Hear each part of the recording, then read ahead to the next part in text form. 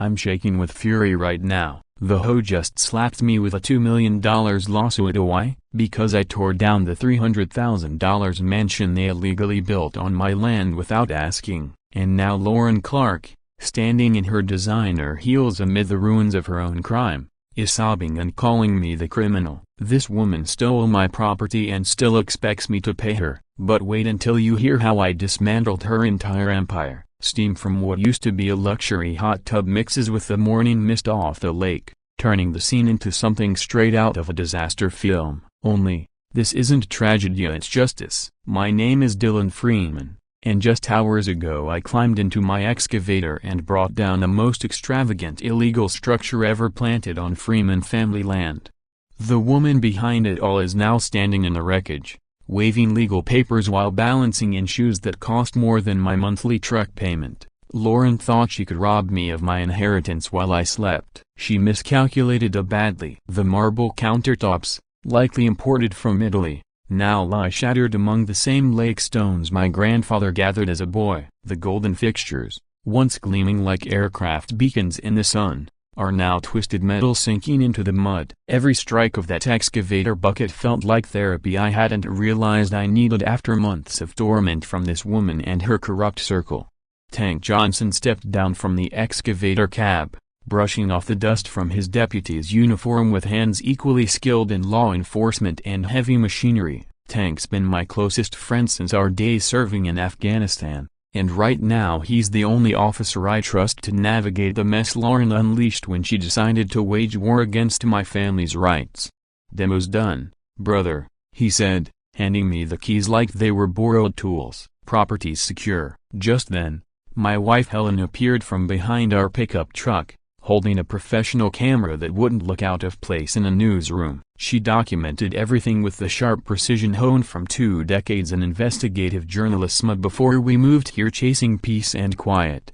Peace and quiet. "That feels like a joke now, Dylan," she called, not lowering the camera. "Make sure you capture Lauren's reaction when she realizes federal investigators have been watching this entire situation." Federal investigators? That was news to me. But Helen's instincts had been working overtime since this nightmare began 3 months ago, when I first discovered Lauren's illegal paradise mocking us from the shoreline. To her, it was a monument of arrogance and corruption. To me, it was a violation of everything my family worked for.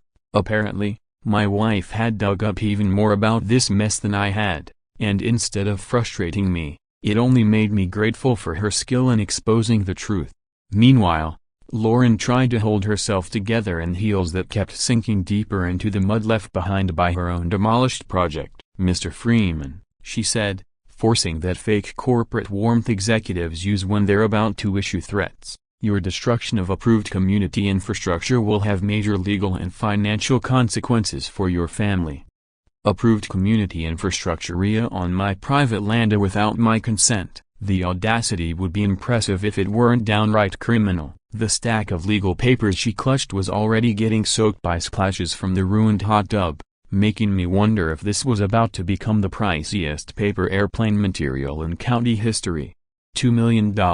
That's the figure Lauren claims I now owe her for destroying the $250,000 criminal palace she built on property my family has held since 1947. Her math doesn't add up, but then again, neither does constructing a mansion on stolen land. Word of the demolition spread through our community faster than wildfire. People gathered along the shore with folding chairs like they were attending the best live theater performance in years. Even kids from down the road set up a lemonade stand with handwritten signs declaring justice tastes sweet and Freeman family freedom. That's small-town America at its finest. Meanwhile, Lauren's backup Tesla sat useless at the edge of the muddy site, unable to reach her. She was stuck here, forced to watch her illegal dream dissolve into rubble while desperately trying to convince anyone who'd listen that she was the victim and not the perpetrator of this property war. Lauren's pristine white designer outfit grows dirtier by the minute as she waves her arms at the wreckage,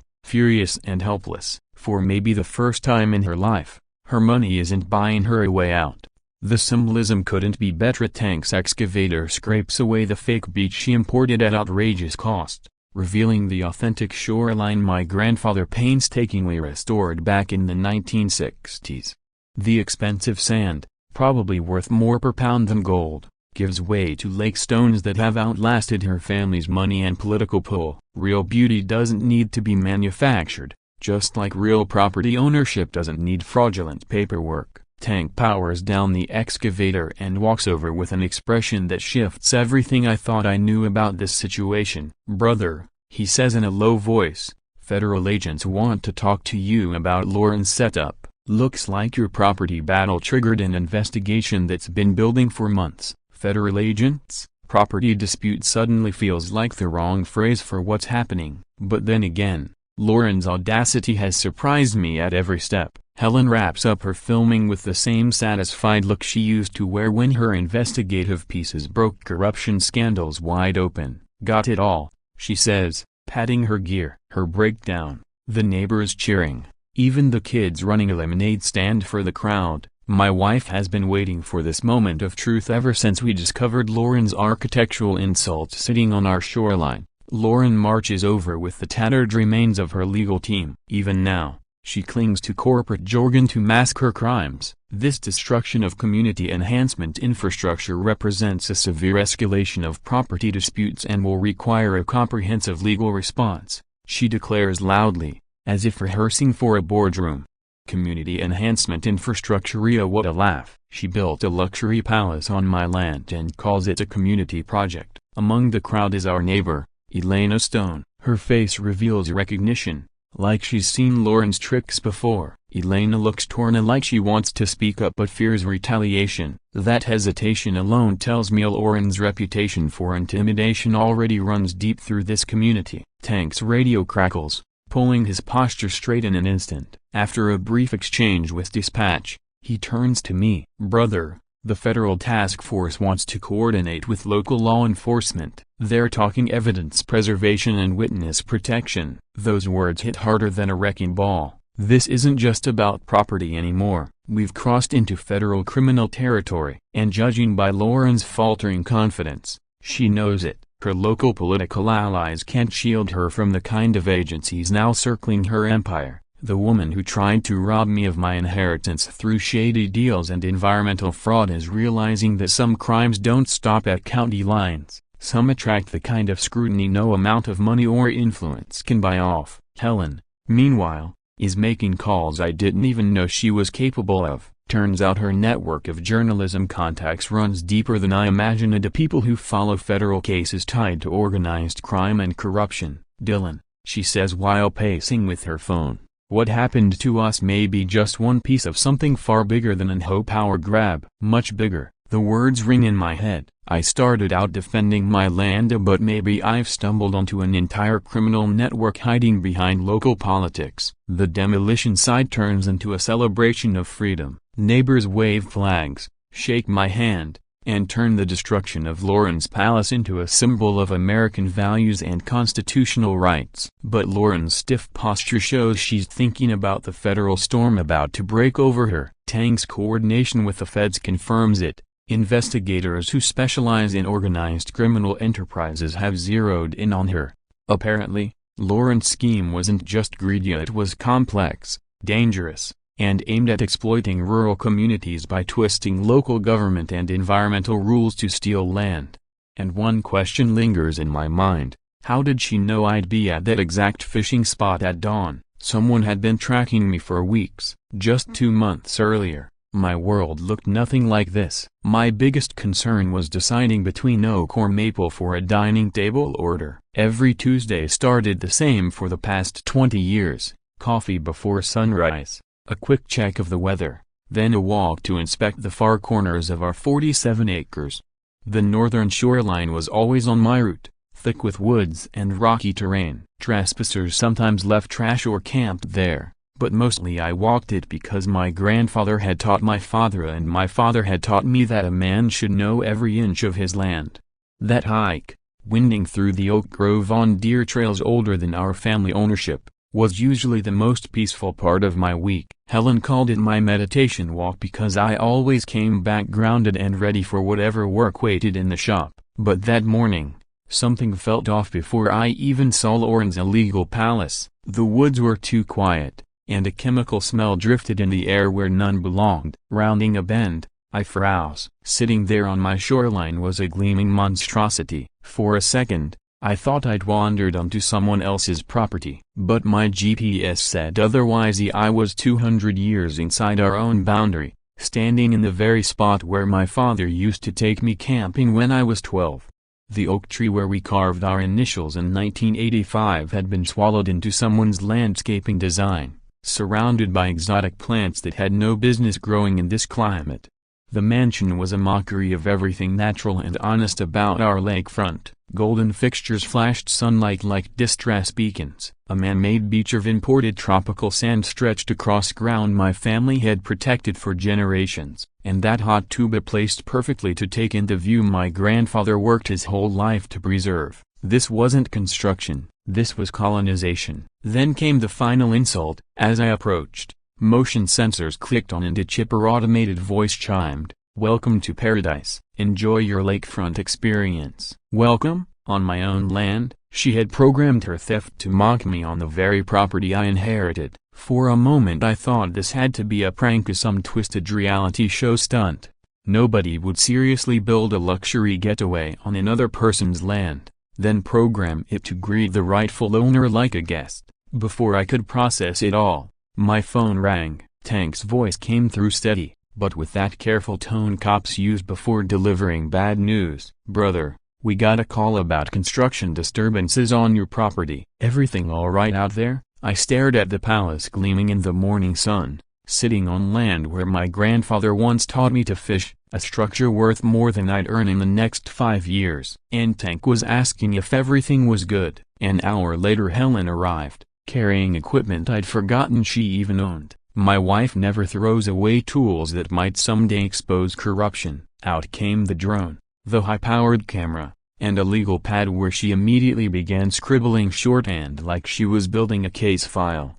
"Dylan," she said while sending the drone skyward a broken bar. When Helen launched the drone to document the illegal mansion, it became clear this wasn't some random rich person tantrum. Normal entitled neighbors don't build $250,000 estates on someone else's property without a larger plan. This was deliberate, calculated. The aerial footage revealed details that made the trespass even more insulting than I'd imagined. Imported marble from quarries halfway across the world. Exotic hardwood decking that cost more per square foot than my workshop brought in monthly. A high-tech smart home system regulating lighting, climate, and security, all for a palace that had no legal right to exist. This wasn't simply theft, it was a flex of power, a way to show just how much money Lauren was willing to burn while trampling over my family's rights. But then Helen noticed something that shifted this from personal violation to organized criminal scheme. Near the front entrance gleamed a bronze plaque reading,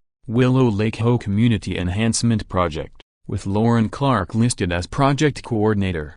This wasn't a misunderstanding by wealthy neighbors. It was a calculated territorial claim through her homeowners association, despite the fact that Freeman land has never belonged to, nor ever will belong to, any HOA.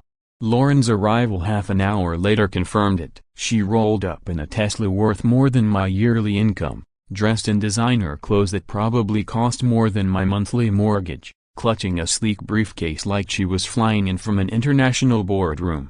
"Mr. Freeman," she began, voice smooth with corporate politeness, "we need to discuss community development protocols and shared resource optimization." Community development protocols on land my grandfather purchased with sawmill wages back in 1947. Her jargon about easements, municipal development zones, and environmental access rights sounded like it had been lifted straight out of a law school textbook. But beneath the professional tone was something clear. She'd done this before. From her briefcase, Lauren produced documents that looked legitimate enough to fool anyone unfamiliar with government paperwork. Property surveys, environmental impact assessments, development permits, the kind of stack that normally takes months to assemble through legal channels. But Helen's trained eye caught the inconsistencies immediately. She'd spent decades exposing fraud, and she recognized professional forgeries when she saw them. I held the papers in my hands, the weight of dishonesty practically radiating off them. "Ma'am, I said firmly. "This is private property. My grandfather bought it in 1947. Your cabin is illegal,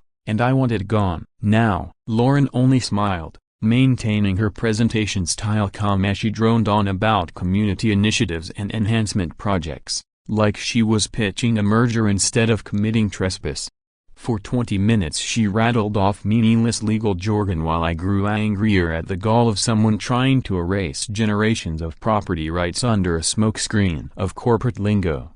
Tank's arrival broke the standoff. At the same time, I noticed our neighbor Elena Stone watching from her yard. Her face carried recognition, alike she'd seen Lauren's tactics before. She looked as if she wanted to step forward, but fear held her back. Her silence said everything. Lauren's reputation for retaliation was already well known around here. That palace on my shoreline wasn't just arrogance. It was an invasion, a coordinated, strategic move backed by resources I didn't yet understand. And then came a darker discovery. I found out Lauren had somehow gained access to my workshop. Not just access, as she had compromised my entire security system. The cameras I trusted to protect my home had been hacked. Instead of safeguarding me, they were streaming live feeds directly to her surveillance operation. Tank's law enforcement contacts confirmed it. This was no amateur job. Someone with advanced, possibly federal-level, technical skills had turned my cameras into spy devices. They kept recording as usual, so I never suspected a thing. For weeks and maybe months Lauren's people had been watching me work, eavesdropping on private conversations with Helen, and learning my daily habits like they were running a military intelligence op. "Brother," Tank said as his tech specialist examined the compromised system, "whoever did this has skills way beyond some local HOA scam. This is professional surveillance." Helen's investigative instincts went into overdrive. She dug into records and discovered similar hacks had happened to other property owners in the region. Those victims later found themselves trapped in legal battles over supposed environmental violations or land disputes. "Dylan," she told me while carefully documenting every shred of evidence, "Lauren's group has been spying on rural property owners for years. We're not the first, and we won't be the last." Instead of letting it break me, I decided to fight fire with fire. Military training teaches you that enemy surveillance can be turned into an opportunity. Lauren's arrogance left her vulnerable. She assumed I was too naive to realize I was being watched. Time to prove her wrong. Helen and I launched our own counter-surveillance plan. We staged conversations within range of the hacked camera, supplanting false information about hidden documents, fake legal strategies, and bogus timelines for defending the property. If Lauren wanted to watch, we'd give her a show. Meanwhile, Tank's situation grew trickier. His department started receiving anonymous complaints accusing him of unprofessional involvement in civilian property disputes. That told us everything. We were up against something organized, powerful, and determined to silence anyone standing in its way. Lauren's reach into county law enforcement became impossible to ignore. Tank told me during one of his off-the-record visits that people with political power were making calls about him, pushing to have him removed from my case entirely. Whoever was behind this wasn't just trying to silence USA, they were preparing for something that required police cooperation. The community's response to the news about surveillance was immediate, and it showed just how much influence Lauren had been cultivating. Local businesses that depended on home members started keeping their distance from my family. Meanwhile, neighbors who still respected my father's reputation for integrity quietly formed their own support network. Even the coffee shop turned into a kind of dividing linear. On one side sat those who believed Lauren's polished story, and on the other were people who could see the truth about property rights being trampled. Eventually, Elena Stone approached us in secret. She asked to meet 2 towns over. Far from curious eyes, there, she admitted she'd worked as Lauren's secretary for 5 years until being fired for questioning shady financial practices. She'd kept evidence, waiting for the right moment to share it, hoping someone brave enough would finally stand up to Lauren. The files Elena handed over were damning. County officials had been paid off to push development permits through and ignore clear boundary violations. Inspectors, zoning officers, and permit supervisors had all been bought to grease the wheels of Lauren's land theft schemes. She doesn't just steal property, Elena explained. She's corrupted the entire system that's supposed to protect owners from theft. She also revealed how Lauren's surveillance network really worked. It wasn't just cameras and nosy neighbors, it was a contract with a private security company skilled in corporate espionage. These operatives profiled families for months before Lauren made her move, digging into finances, family ties, and social connections. What unsettled me most was Elena's explanation of Lauren's psychological tactics. She studied family histories and community relationships to figure out exactly how to isolate her targets. Veterans like me were singled out, she said, because Lauren believed our training made us prone to anger, giving her justification to drag law enforcement into the fight. Tank's contacts at the federal level became vital when Elena's evidence exposed the wider scope of her operation. This wasn't just a local land grab, it was part of a multi-state, possibly even internationally funded campaign to seize rural properties. The psychological warfare element hit home when Helen began losing freelance work. Clients were receiving anonymous tips warning them about liability risks of working with the wife of a supposedly unstable landowner under investigation. Meanwhile, my workshop and my livelihood has suffered its own sabotage. Custom orders that had kept me busy for 2 decades suddenly dried up as customers grew concerned about my reliability. Lauren's machine was dismantling every piece of our financial security, all while making it look like natural fallout from my pushback. But our counter-surveillance plan was paying off. Feeding her team false intel wasted their time and drained their resources. We staged conversations about hidden documents and fake strategies, and Lauren's people swallowed every word. My military training taught me one thing well: turn the enemy's arrogance into their weakness. Helen, meanwhile, kept documenting everything, filing cabinets filled with records of harassment, sabotage, and corruption. She looked at me one night, evidence spread across the table, and said, "Dylan, this isn't just about your land. Lauren's network is waging economic war on American families. This is organized crime hiding behind local government." Tank, however, was under fire. His department was pressured to arrest me for harassment and property destruction. In his final official conversation with me, he admitted federal agents were watching the case, but local politics might force him to act first. The trap was clear: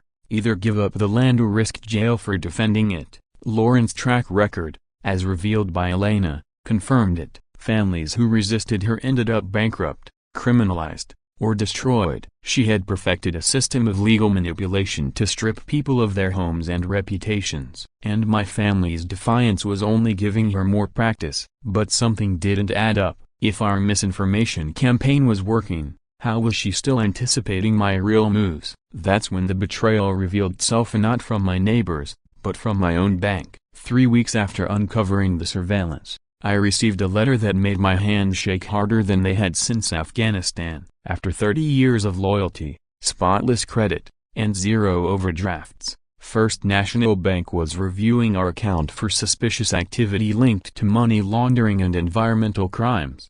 Environmental crimes, money laundering, words that had nothing to do with handmade furniture or honest family business. Helen read the letter over my shoulder. Her voice was steady, but her eyes told me she understood the danger immediately. Banks don't investigate customers for this unless someone with power is pushing very specific allegations. We both knew who that someone was. The blow was brutal. 2 decades of perfect financial history, and now I was branded a criminal because Lauren Clark decided resistance made me too risky to exist in her community. The letter even recommended hiring legal counsel to prepare for a possible federal investigation, as if I were running a cartel instead of crafting tables and chairs. That night, Tank stopped by with news that confirmed our worst fears. Lauren's influence reached deeper into county institutions than either Tank or I had ever imagined. "Brother," Tank said while carefully checking the room for hidden bugs, "there's talk in the department that federal investigators are now asking questions about your business and environmental compliance. Someone's been feeding them a very precise story about you being involved in illegal activities." The financial pressure kept climbing. My business insurance was abruptly canceled with no explanation, and within days 3 of my largest custom furniture orders were pulled. The clients cited stability concerns because of the investigations swirling around me. Elena's warnings about Lauren's strategy were proving terrifyingly accurate. Her method wasn't just property theft, it was full-scale economic warfare, designed to crush families until surrender felt like the only option. I finally understood why so many victims had given up rather than fight. But the blow that truly broke something inside me was discovering that Lauren's network had stolen my father's medical records from his final months. He died of a heart attack, stress from fighting their earlier land grab attempts hanging over him like a storm. Tank uncovered proof that hospital staff had been bribed to hand over those private files, which Lauren's people were now twisting into psychological reports suggesting I'd inherited instability and violent tendencies. Helen's digging revealed the truth. Lauren's group had been compiling a full dossier on my family for years of financial records, medical histories, employment details, even psychological assessments. It was all being shaped into a narrative they could weaponize against us if we resisted. Dylan, Helen said as she went through the documents, her face pale. They've been preparing to destroy us long before that cabin was built. The construction was only the spark to set off a campaign they already had waiting. Elena's insight became even more critical. She explained that Lauren's organization maintained similar files on dozens of families across the region. Every one of them had been targeted in the same way: psychological profiling, financial sabotage, and coordinated harassment campaigns designed to force property seizures. She admitted she had typed reports herself, building those profiles, before she realized the true purpose behind them. Elena told us she'd spent 5 years typing up financial vulnerability reports.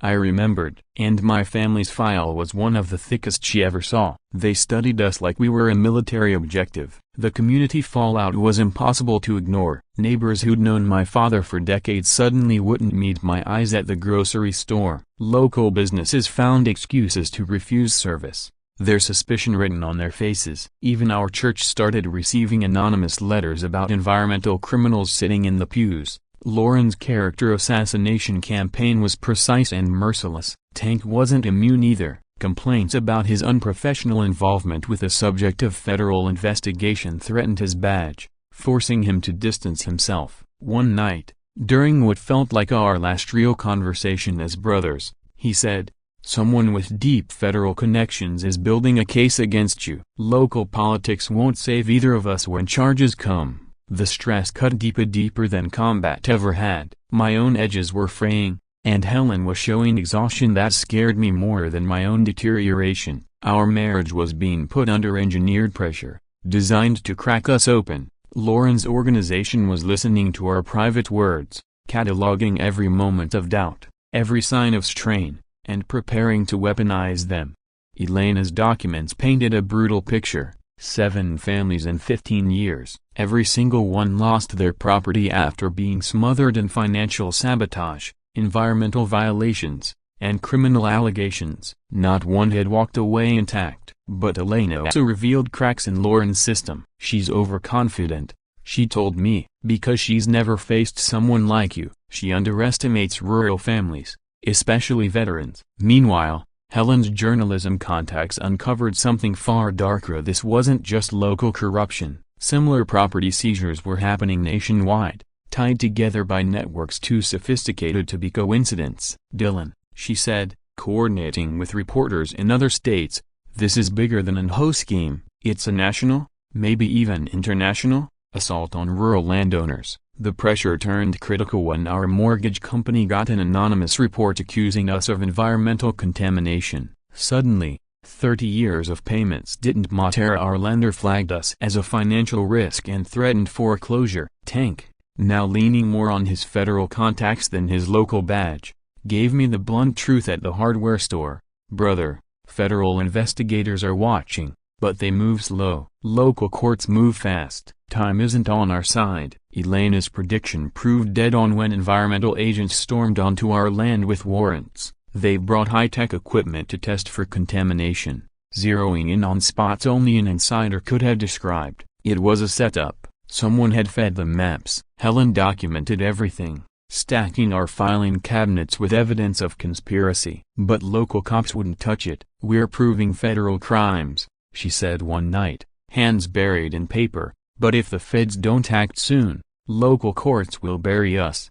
The psychological war was breaking us down piece by piece. Every pressure point was exploited, every weakness was squeezed. This was no random schmea, it was a systematic assault designed to strip us of will before it stripped us of land. Elena's last warning chilled me. She's accelerating. Your resistance is dragging things out. Either her backers are pressuring her, or she's preparing for something even bigger than property theft. Then came Tank's midnight knock. 3 sharp raps, 2 soft tone as if the signal from Afghanistan we only used when things were life or death. When I opened the workshop door, Tank wasn't in his county uniform. He wore a federal task force jacket, his face tight with urgency. "Brother," he said, shutting the door behind him, "everything you think you know is about to change." He laid 3 arrest warrants on my workbench. Not 1, 3. Lauren Clark's name was there, as expected, but alongside hers, Michael Clark, her mostly invisible husband, and Richard Patterson,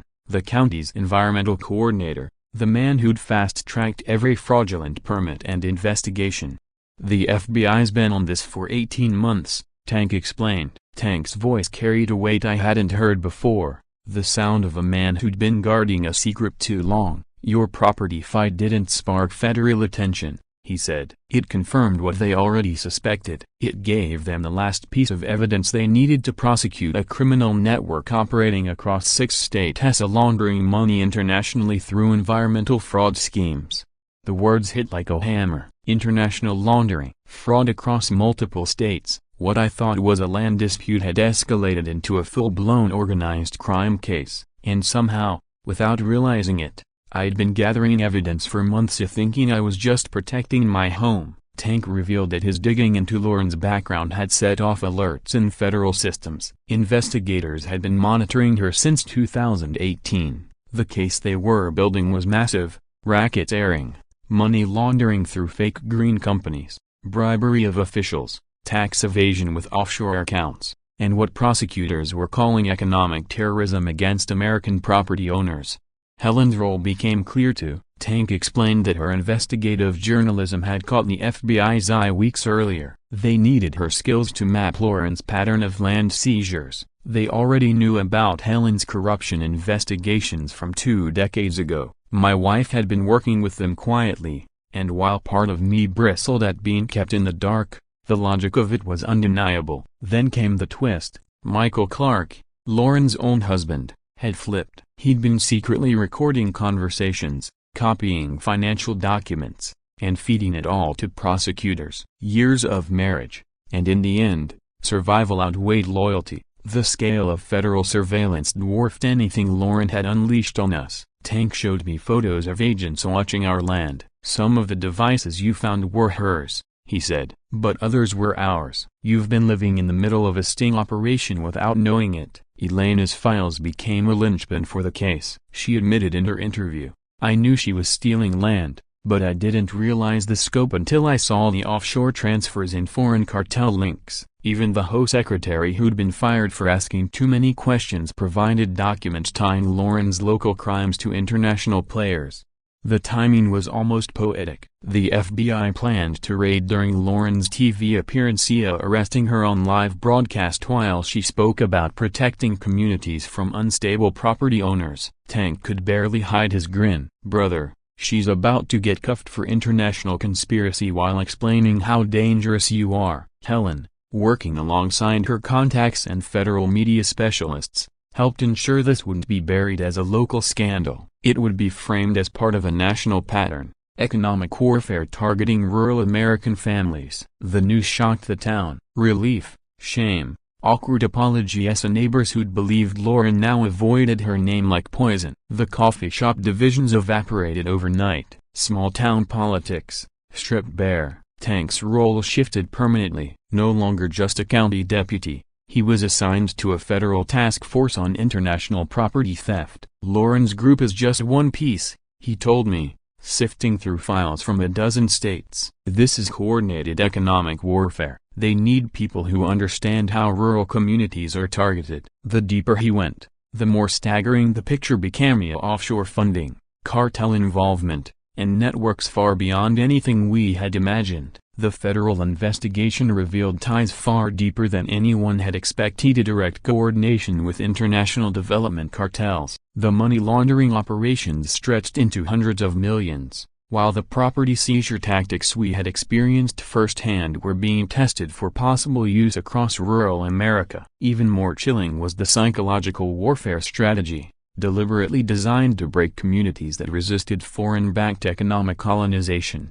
For Elena, the transformation from silenced HOA secretary to federal witness coordinator was not only personal redemption but also a powerful symbol. She had once been trapped by the very machine she now helped dismantle. "I documented everything," she told investigators. "I knew one day someone would be strong enough to fight back, and I wanted them to have the evidence." The federal response was swift and decisive. Lauren's empire collapsed overnight. Her office complex, cars, real estate, bank accounts, and every asset she had amassed through corruption were seized. Watching federal agents haul boxes of evidence out of her office while she still wore the microphone from her TV interview was almost surreal. But the reports explained why Lauren had seemed so untouchable. Tank laid it out. International syndicates document their operations meticulously, partly for coordination with foreign partners, partly as training material for expanding into new regions. Lauren thought her foreign ties gave her federal protection. Michael's cooperation cracked that illusion wide open. His records exposed how Lauren was more than a greedy developer. She was running field experiments for international cartels, refining property seizure strategies to deploy across the country. She wasn't just stealing land, Michael told agents. She was running RD for global powers determined to erase American ownership in rural strongholds. Federal protection for us came immediately. Security details shadowed our family. Lawyers from victim services took over our defense, and prosecutors assured us the cartel-linked organization had been dismantled. Investigations into the wider network were escalated to national security levels. Meanwhile, Helen's experience was turning into something bigger. Her proposed book on our ordeal gained traction in federal circles. Agencies wanted to adapt it as a resource for small towns under similar threats. "Dylan," she told me, organizing notes with media specialists, "our nightmare is becoming a training manual to protect other families from this kind of economic warfare."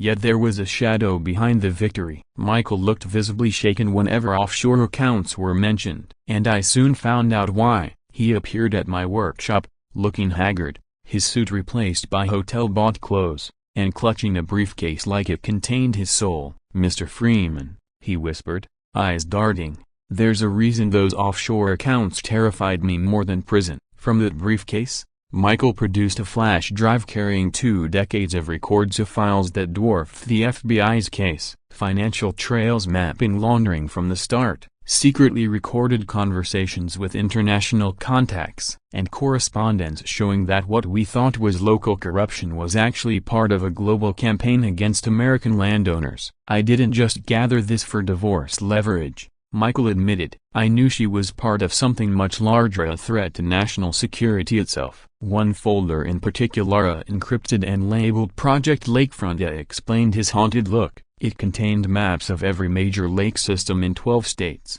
psychological profiles of families most likely to resist seizures, financial projections treating rural land as commodities for foreign investors, and timelines suggesting Lauren's schemes were only test runs.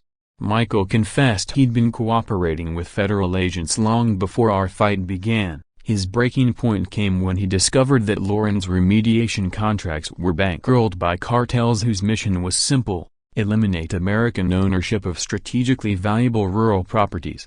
She wasn't just chasing profit, he told me, voice low as we combed through the documents. She was doing research and development for international forces that view rural America as a resource to be captured, using our own legal system against us. The collapse of their marriage offered an unsettling glimpse into how global syndicates recruited local operatives. Michael showed me old letters, tracing Lauren's transformation from an ambitious small-town developer into a cartel-backed criminal coordinator. "It started small," he said, staring at the pages, "but every dollar came with conditions until she became someone I couldn't recognize." Helen's sharp investigative instincts became essential for piecing together the true scale of what Michael revealed. She traced the money trail connecting Lauren's local schemes to identical operations quietly unfolding across rural America. "Dylan," she said, flipping through files stacked with bank records, "this isn't just about stealing one piece of land. It's about dismantling American property ownership altogether. Foreign powers see rural towns like ours as obstacles to their global expansion." Tank's assignment with the federal task force explained why Michael's documents were such a breakthrough for national security agencies. "Brother," he said, reviewing a set of cross-state reports, "what Lauren's group tested on your family is the same playbook being rolled out against small communities all over the country. Federal agents need Michael's files to shut down the other networks before more families are destroyed." Michael's personal cost became clear as he spoke about his life with Lauren. He had been keeping records for years while sharing a home with someone waging economic war on her own nation. 5 years, he admitted quietly, sleeping next to a woman who was dismantling families while I collected proof. That guilt doesn't go away, ever. Elena's role grew even more significant once Michael admitted how much she had known. Elena grasped the scope before the feds did. He explained, her insider evidence laid the groundwork for understanding how foreign cartels use local government systems to strip Americans of their property. Michael's files expanded the investigation far beyond Lauren's empire. Prosecutors uncovered identical property seizure plots in multiple states, all tied to the same offshore accounts and backed by international development cartels. His testimony gave prosecutors a rare look into how foreign syndicates coordinate domestic fronts, twisting environmental laws and bribing local officials to seize American land under the guise of regulation. Yet the offshore accounts were more than a money laundering detail. Michael's dread surrounding them wasn't about Lauren et al. It was about his own involvement. "I helped build those financial pipelines," he confessed. "The networks I created weren't just for her projects. They've been funding property takeovers across rural America for years. The feds don't even grasp how wide this web really is." That admission turned everything upside down. Michael wasn't merely a whistleblower exposing his wife. He was also a co-architect of the very system he now condemned. His betrayal of Lauren looked less like a moral awakening and more like a desperate attempt to save himself. Helen dug deeper into his past and uncovered links to international development financing that went back years before his marriage. "Dylan," she told me, her voice steady as she pointed at the records, "Michael didn't just document her schemes. He designed the money systems that made them possible." Tank's federal contacts confirmed the evidence was both authentic and indispensable for prosecuting the cartel-backed network. But they also admitted the truth. Michael's cooperation came under immunity deals, shielding him from prosecution for creating the offshore financing channels that fueled land seizures across the country.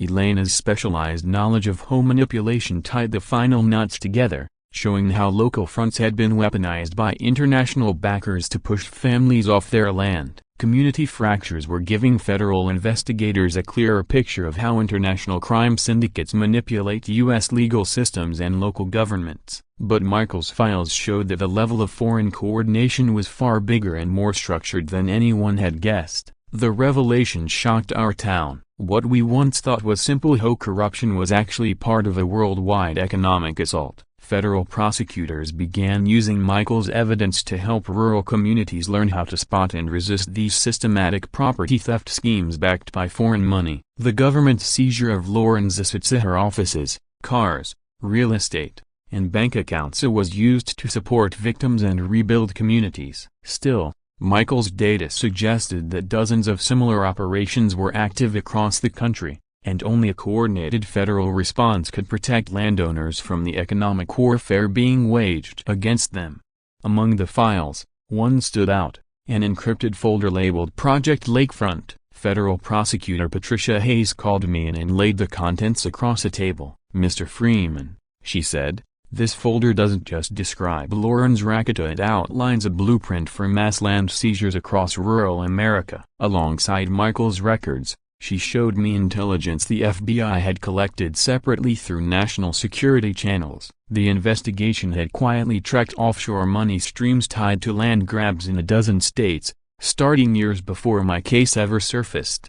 "We've monitored Lauren's network since 2016, Patricia explained. But to prosecute, we needed victims willing to resist, and your family's courage gave us the evidence we'll act. Helen's journalism skills became central to the prosecutor's media strategy. She coordinated with federal communications teams to expose these international land theft plots and encourage more victims to step forward. Dylan, she told me, our nightmare is becoming the cornerstone for educating rural America on how to fight back. Tank's role kept expanding, reviewing intelligence on similar operations. He told me, brother, what your family endured was basically trial runs of field tests for techniques being used against rural communities nationwide.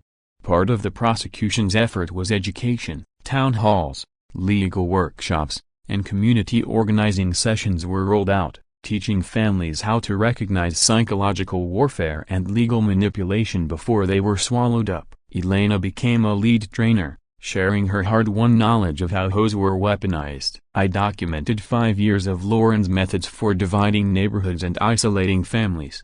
She told officers and citizens alike, rural America must realize property rights are under direct assault from foreign-backed forces. Meanwhile, Helen's victim network grew into a massive database, linking together stories from across the country of families stripped of their homes through fake environmental claims, contractors ruined by false allegations, government workers ousted for refusing bribes. Each testimony reinforced the same truth: this wasn't random corruption, but a coordinated international enterprise. Investigators eventually confirmed that Lauren's operation was tied to 6 other networks in different states, each funded by the same offshore development cartels, each using the same ruthless strategies to wipe out American land ownership in key rural areas. What you went through wasn't just harassment, Patricia explained during trial prep. It was a coordinated campaign of economic warfare, carried out by foreign powers determined to seize American land. Michael's testimony became a turning point for prosecutors. His insight revealed how international development cartels had been recruiting local criminal groups, guiding them in a systematic assault on U.S. property rights by twisting environmental laws and exploiting corrupt officials. I spent 20 years married to an international conspiracy, Michael admitted. And only now do I see Lauren wasn't chasing money for herself. She was waging economic war on her own country. The prosecution's legal approach was clear: show that these weren't isolated property disputes but calculated attacks tied to global networks. Using Michael's documents, they framed Lauren's activities as a national security matter, one requiring federal intervention and sweeping legal measures.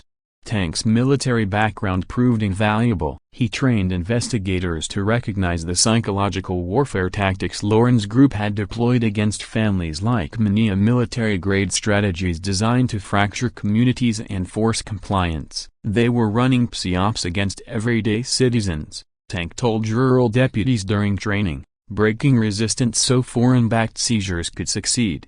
Meanwhile, Helen's proposed book was attracting interest not only from publishers but from federal agencies that saw value in using our ordeal as training material for other communities. People wanted to read about ordinary families who had stood up to international crime rings and, with federal support, won. Funds seized from Lauren's empire were reinvested into compensating victims and rebuilding neighborhoods, while also financing deeper investigations into similar schemes across the country and even strengthening cooperation with allied nations facing the same threats. For Elena, the transformation was profound. Once silenced as an HOA secretary, she was now advising federal agents on how cartels infiltrated local governments to siphon away American property. Her testimony showed officials exactly how trust and civic structures were weaponized for foreign interests. The scope of Lauren's case caught the attention of agencies focused on economic security. What began as a small-town property dispute was now evidence in a national investigation into systematic land grabs. Patricia revealed that the government's confidence stemmed from years of prior surveillance tracking Lauren's overseas communications and financial dealings long before our case provided the domestic proof prosecutors needed. Even as the trial unfolded, the community was reckoning with the damage. Friendships had been torn apart, neighbors turned against one another, all part of Lauren's psychological tactics. Yet once people understood the scale of the threat, unity returned quickly. Together, We realized this was bigger than USA. It was about defending constitutional rights against foreign powers. Our family remained under federal protection, with ongoing security and legal support. But protection also came with education and constant reminders that these property seizure networks were still active across rural America, even if one branch had been cut down. The wider investigation grew to encompass similar schemes in multiple states, all traced to the same offshore money pipelines, all fine-tuned through operations like Lawrence. Prosecutors were no longer fighting local corruption, they were building cases against a global system of economic warfare. Helen's contacts in journalism helped officials grasp how cartels weaponized media to manipulate public perception, while also assisting in campaigns to educate communities. Families learned how to spot the warning signs, resist psychological pressure, and push back legally against coordinated foreign assaults. Tank's role shifted into permanence. Agencies saw his expertise as essential as someone who understood how international criminals exploited rural weaknesses and manipulated government loopholes. Elena's files added to the picture, offering prosecutors a roadmap of how these operations recruited insiders, corrupted local systems, and waged war on American families who dared to resist. Ultimately, investigators confirmed what Michael's encrypted folder suggested. Project Lakefront was not about one community, but about a widespread campaign, a systematic economic warfare designed to seize America's rural land for foreign agendas. And the resistance we mounted became the template for how communities across the nation could fight back. The victory over foreign-backed conspiracies turned into a blueprint for rural communities across the country to defend constitutional rights against economic colonization. When I asked the prosecutor why she seemed so confident in such a complicated case, her smile was answer enough. That Tuesday morning felt like a second Independence Day. Federal Judge Margaret Thompson had signed the demolition order, not only authorizing me to tear down Lauren's illegal construction but requiring it as part of evidence preservation and community recovery. The weight of vindication hit me all at once. Tank arrived before dawn, his excavator ready, satisfaction written across his face. After months of watching his instincts proven right by federal investigators. "Brother,"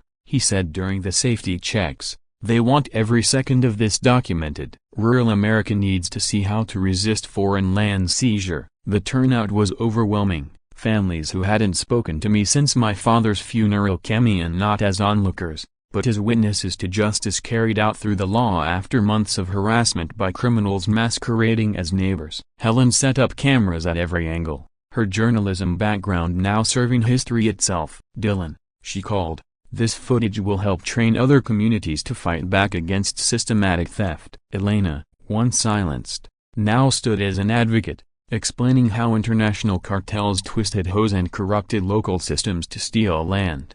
The demolition was more than destruction, it was release. Tank's excavator tore into imported luxury, revealing the shoreline my family had protected for 3 generations before outsiders tried to claim it. Each crash of collapsing walls rang like freedom. Children sold lemonade nearby, turning the day into a celebration of American resilience. Federal agents recorded every detail, ensuring prosecutors had airtight evidence of both resistance and restoration. Media outlets spread the images nationwide, inspiring other victims and linking our victory to broader investigations. By nightfall, Lauren's fabricated paradise was rubble, replaced by the natural shoreline and renewed trust. The place looked as it had decades ago, before corruption disguised as community development threatened to erase it. Even the symbolic act of pulling down her imported palm trees revealed the oak trees my grandfather had planted in the 1960s, restoring an authentic American landscape that foreign profiteers had tried to overwrite.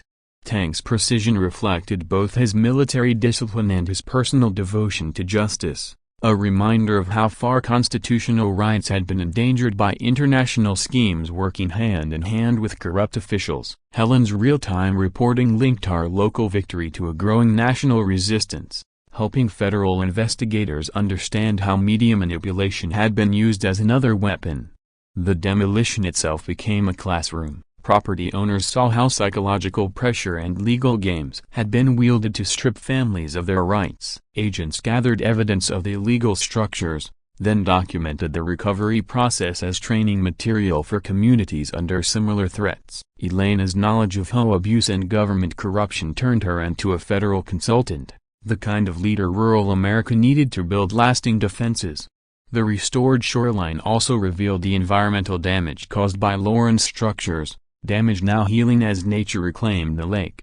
But amid the celebration, something unsettled me. A speedboat shot across the far shore, fast enough to avoid identification. Whoever was aboard clearly wanted to avoid being seen during federal evidence collection. Tank's glance confirmed the importance of what we both witnessed.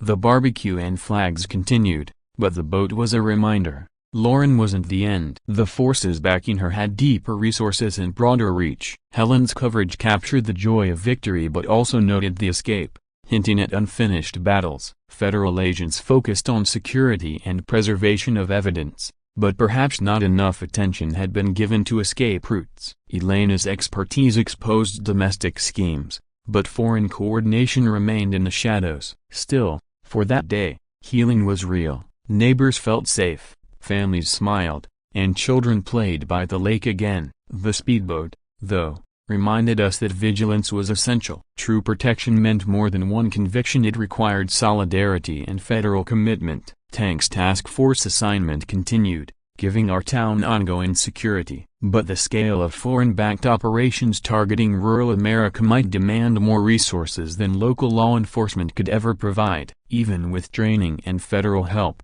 the fight was larger than us. Helen's book project carried forward our experience, seen not just as a personal account, but as an educational tool for communities learning how to resist the same kind of systematic economic warfare. The departing speedboat was a reminder that even as Lauren's empire fell, international networks behind her might have backup plans of fresh operatives ready to continue their assault on American property rights. Despite her conviction, federal prosecutors had dismantled her organization and secured protections for our family. But foreign development cartels had resources far larger than one dismantled scheme. If they couldn't work through local conspiracies like the one that targeted us, they'd find other methods. That unease followed me into Judge Margaret Thompson's courtroom. On the docket, Lauren's desperate $2 million civil lawsuit against me, the woman who had tried to steal my family's land through an international criminal conspiracy, now sat shackled in an orange jumpsuit, demanding compensation for the demolition of a cabin illegally built on land she had never owned. Her attorneys looked like sailors charging billable hours on a sinking ship. Patricia Hayes rose for the prosecution, spreading out stacks of evidence until the judge's bench seemed swallowed by documentation. "Your Honor," she began firmly, "the plaintiff's claim for damages is invalidated by her conviction on 17 federal counts of racketeering, money laundering, and conspiracy to commit economic terrorism against American property owners through a systematic criminal enterprise." Lauren's lawyer scrambled, trying to carve daylight between her convictions and her civil claim. "Your Honor," he insisted, "my client's community development investments deserve compensation regardless of unrelated criminal matters." Community development investments. He was dressing up an international criminal conspiracy as if it were civic planning. Judge Thompson leaned forward, her voice sharp enough to cut through the pretense. "Counselor, your client's conviction for systematic property theft through international conspiracy eliminates any legal standing for claiming damages against victims of that enterprise." Michael's testimony followed, laying out Lauren's coordination with foreign cartels in detail. She targeted rural families because international cartels needed to eliminate American ownership in strategic areas, he explained, his words echoing through the courtroom like a final verdict. Then came Elena, steady and clear. She described how Lauren's group systematically dismantled families and tested methods of property seizure for wider use. "I documented her crimes for 5 years because I knew someone would eventually resist," she told the court. "I wanted to make sure the evidence was there to expose the conspiracy." Tank brought it full circle, connecting her local operation to the federal task force's broader investigations. "Your Honor," he said while submitting federal task force records, Lauren Clark's group wasn't just taking land, they were field testing property seizure techniques designed by international cartels for systematic use across rural America. Patricia's financial evidence exposed a vast laundering system that linked Lauren's local crimes to global development cartels determined to seize rural American land by crushing families who refused to give up their constitutional rights. Federal asset seizures reclaimed millions, which were redirected into compensation for victims and community restoration projects. Helen's testimony shed light on the darker side of the operation: a systematic media manipulation and targeted character assassinations designed to isolate families and weaken resistance. Lauren's network used military-grade propaganda against civilians to force compliance, Helen explained, presenting records of coordinated psychological warfare. Judge Thompson's ruling in the civil lawsuit was firm and final. She dismissed Lauren's claims outright and instead awarded damages to us for the harassment carried out through her international conspiracy. The defendant's conviction for systematic property theft through international coordination eliminates any standing to demand damages from the rightful property owner, Judge Thompson declared. She went further, granting us $750,000 in damages plus attorney fees, recognizing the campaign of harassment and economic terrorism we had endured. That judgment was more than money. It was official recognition that American property rights could and should be defended against foreign economic warfare. It validated that rural families had the power to stand up against systematic attacks. But Lauren's response unsettled me. Instead of despair or anger, she smiled when the award was read aloud. Not the bitter smirk of defeat. This was genuine satisfaction, as though the prosecution and judgment were steps in a much larger plan we didn't yet grasp. The restitution fund created from the seized assets brought relief to dozens of families across 6 states. Prosecutors meanwhile used Lauren's conviction to set precedent, framing international economic warfare disguised as community development as a direct threat to U.S. property rights. Tank's federal role expanded as law enforcement realized how badly they needed specialists trained to recognize and stop such schemes. Elena, once silenced by HOA intimidation, was now helping train rural law enforcement nationwide to spot international cartels exploiting local trust and corrupt systems. Her expertise became a crucial safeguard for other communities facing the same danger. Media coverage of Lauren's conviction and our financial victory fueled national awareness. Families across rural America came forward to report similar schemes, giving federal investigators the evidence needed to build larger cases against coordinated property theft. Helen's book Contract created another tool for education, empowering families to identify warning signs and resist foreign-backed seizures of their land. Community restoration after Lauren's downfall proved how quickly healing was possible once people recognized the scale of the threat and stood together with federal support. Still, the investigation pressed forward. Prosecutors now understood that what had started in our small community was just one part of a global, systematic assault on American property ownership. Lauren's trial set a powerful precedent, a template for fighting back. Yet that smile of hers lingered in my mind. It suggested that international networks had fallback strategies and deeper resources beyond her failed operation. Elena's evidence about Project Lakefront exposed only one layer of a broader campaign. Lauren's quiet confidence hinted that her conviction might have been nothing more than a small loss in a far larger war. The court's $750,000 award was a milestone of justice, but it didn't feel like an ending. Months later, as I sat on the dock my father had built 3 decades earlier, watching the sunrise shimmer across the water, I felt for the first time in years that our lake was finally ours again. That peace shattered when an email arrived. Its subject line read, Lakefront Development International, Phase 2 Implementation.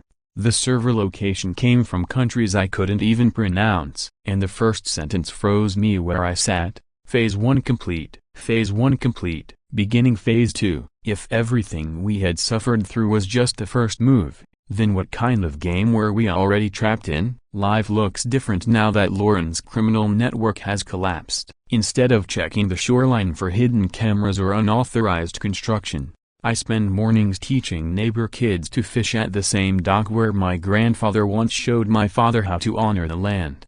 Mr. Dillon, little Tommy asked one morning, Why did the bad lady want to steal your lake? How do you explain the reality of international economic warfare to an 8-year-old who still believes the world is simple and fair? Helen's book about our ordeal has turned into a nationwide guide for rural communities learning to defend themselves against foreign-backed property theft. Dylan, she said while reviewing contracts that ensured millions would read our story. This isn't just our history anymore, it's a blueprint for others. Federal investigators now use our case to train law enforcement across rural America. What once was our nightmare has become educational material to help protect countless other families. The process of healing has revealed how deeply Lauren's psychological warfare scarred relationships. The coffee shop, once divided by invisible lines of suspicion, now brings people together again. Yet conversations still carry the weight of guilt from neighbors who once believed her lies. The words I hear most often are,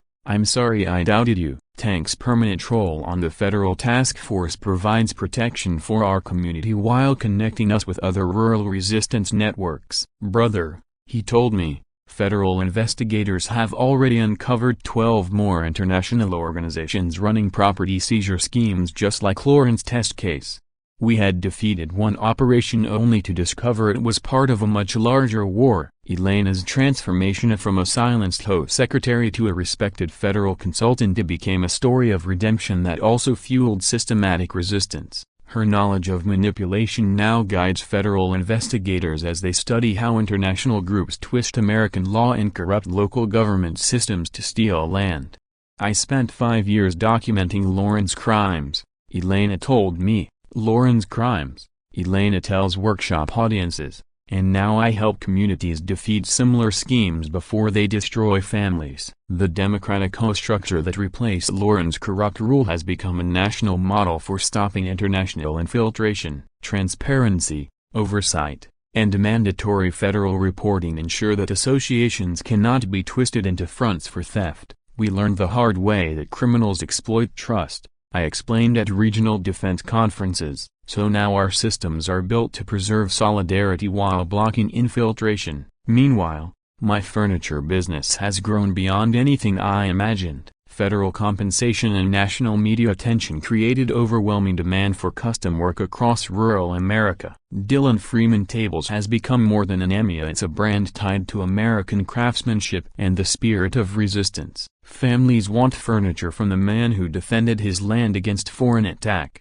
The irony isn't lost on me. Fighting theft built a market for honest work. But the email from Lakefront Development International forced me to face a darker truth. Helen, I said, showing her the encrypted message routed through servers in 6 countries. What if Lauren's arrest was planned? What if federal prosecution itself was part of their strategy? Her investigation revealed patterns of coordination among international development cartels. Lauren's theft wasn't just about property, it was designed to study American legal responses and community resistance. This shows they're learning from us, Helen explained. Our resistance gave them intelligence about rural defense capabilities. The Phase 2 email triggered federal mobilization. Patricia Hayes told me, your family's fight gave investigators unprecedented insight into international property theft operations. We're using that intelligence to protect other communities before they're targeted. Tank's task force now trains local law enforcement across multiple states to recognize property theft conspiracies. Brother,